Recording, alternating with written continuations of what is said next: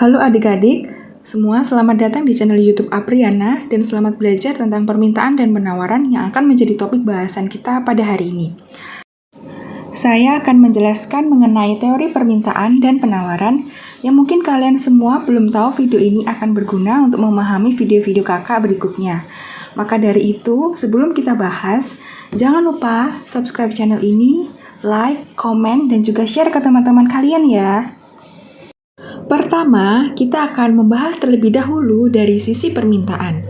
Apa hubungan antara harga, jumlah produk, dengan permintaan? Kita akan menggunakan contoh produk handphone. Jika kita berbicara mengenai permintaan, kita akan melihat dari sisi konsumen. Ketika suatu handphone dijual dengan harga 1 juta, maka permintaan akan handphone tersebut akan sangat banyak dikarenakan harga yang murah. Maka akan banyak konsumen yang mampu untuk membeli handphone tersebut. Sebaliknya, ketika suatu handphone dijual dengan harga 50 juta, maka permintaan akan handphone tersebut akan sedikit sekali. Mengapa? Karena dengan harga handphone yang semahal itu, tidak semua orang mampu ataupun mau untuk membeli handphone tersebut. Karena masih banyak kebutuhan lain yang lebih penting untuk dibeli dengan jumlah uang sebesar itu. Nah, dengan penjelasan kakak tadi, maka terbentuklah kurva permintaan berikut ini. Sekarang, saya akan menjelaskan dari sisi penawaran. Berbeda dengan permintaan yang melihat dari kacamata konsumen, dari sisi penawaran, kita akan melihat dari kacamata penjual. Jika kita berbicara mengenai penjual, maka satu hal yang menjadi tujuan utama adalah memaksimalkan profit dan meminimalkan biaya produksi. Kita akan menggunakan contoh produk handphone lagi.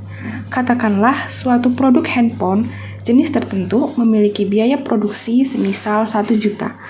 Nah, ketika handphone tersebut dijual di pasaran dengan harga 1 juta, maka yang terjadi adalah pengusaha atau penjual tidak akan mendapatkan profit. Jika suatu produk tidak memiliki profit yang menarik, maka pengusaha akan berusaha memproduksi seminimal mungkin untuk menghemat biaya produksinya.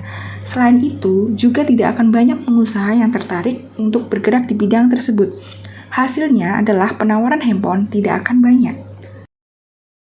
Sebaliknya, ketika handphone tersebut dijual di pasaran dengan harga 50 juta, maka profit yang dihasilkan akan sangat besar.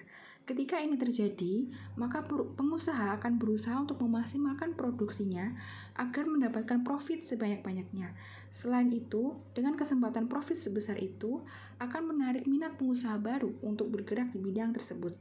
Hasilnya adalah penawaran handphone di pasar akan sangat banyak.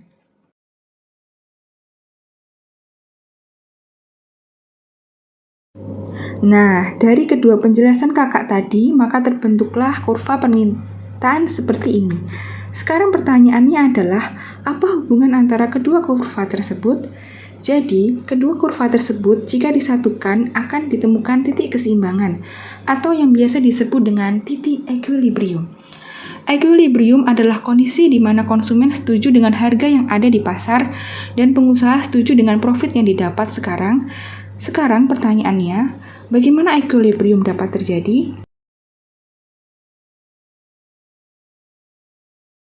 Kita akan menggunakan contoh handphone lagi. Sebagai konsumen, kita pasti ingin mendapatkan harga handphone yang semurah mungkin. Masalahnya adalah, pengusaha tidak akan memproduksi suatu barang jika rugi ataupun tidak profit. Di sisi lain, jika harga suatu merek handphone terlalu tinggi, maka konsumen akan beralih ke kompetitor. Nah, oleh karena itu, akan ada titik temu di mana konsumen akan setuju dengan suatu level harga tertentu, yang dimana pengusaha juga setuju dengan profit yang didapatkannya.